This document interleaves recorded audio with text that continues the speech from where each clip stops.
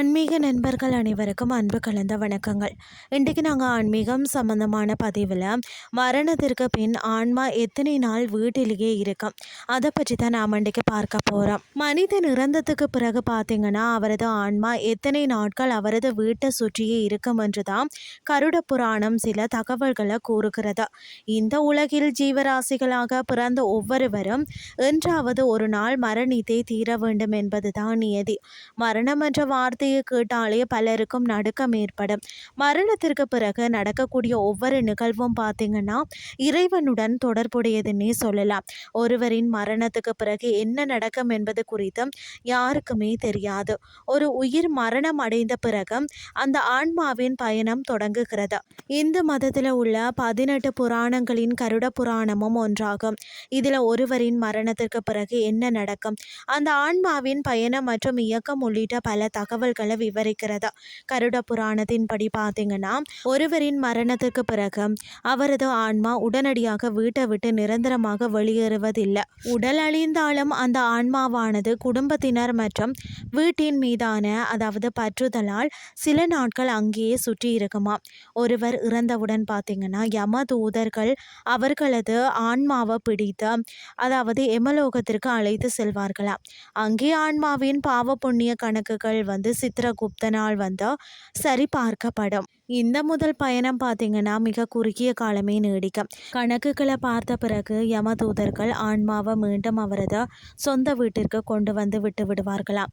இந்த நிகழ்வு மரணம் சம்பவித்த முதல் 24 மணி நேரத்திற்குள் நடந்து முடிந்துவிடும். வீட்டிற்கு திரும்பும் ஆன்மா பார்த்தீங்கன்னா தன் உடலை எரித்த சாம்பல் அல்லது புதைத்த இடத்தின் அருகிலேயும் தான் வாழ்ந்த வீட்டை சுற்றியும் உலவி வருமா. இந்த நாட்களில் ஆன்மாவிற்கு மிக சிறிய அளவிலான உடலே சூட்சும சரீரம் மட்டுமே இருக்கும்.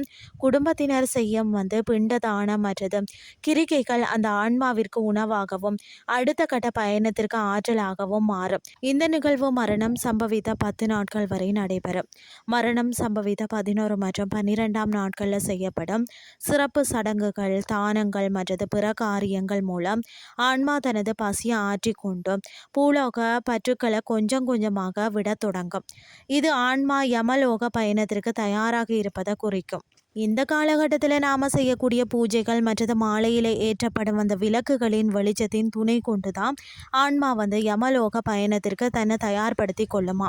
கருட புராணத்தின் படி பார்த்தீங்கன்னா மரணத்துக்கு பிறகு 13ஆவது நாளில் தான் ஆன்மா வீட்டை விட்டு நிரந்தரமாக வெளியேறுமா.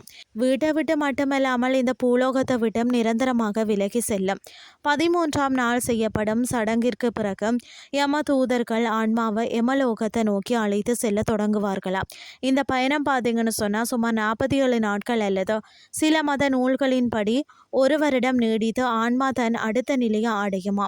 சுருக்கமாக சொல்லணும்னு சொன்னால் மரணம் அடைந்த முதல் நாளில் யமலோகம் சென்று திரும்பும் ஆன்மா 13 நாட்கள் வரை தன் வீட்டிலேயே தங்கியிருக்கும்.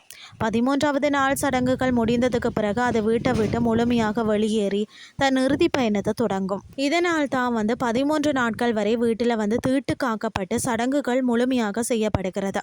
மரணம் நிகழ்ந்த வீட்டில் 13 நாட்கள் வீட்டில் தூய்மை பேணப்பட வேண்டும். அதிகாலை எழுந்து குளிக்கணும். இரவில் அழுவதை தவிர்க்க வேண்டும். இறந்தவரை மீண்டும் அழைக்கக்கூடாது. அவ்வாறு செய்வது இறந்தவரின் ஆன்மாவிற்கு துன்பத்தை ஏற்படுத்தலாம். இன்றைய ஆன்மீகம் சார்ந்த பதிவு உங்களுக்கு பிரயோசனமாக அமைஞ்சிருக்கும்னு சொல்லி நானும் நம்புகிறேன். இதே மாதிரி மற்றொரு ஆன்மீகம் சார்ந்த பதிவோடு உங்களை சந்திக்கிறேன். நன்றி.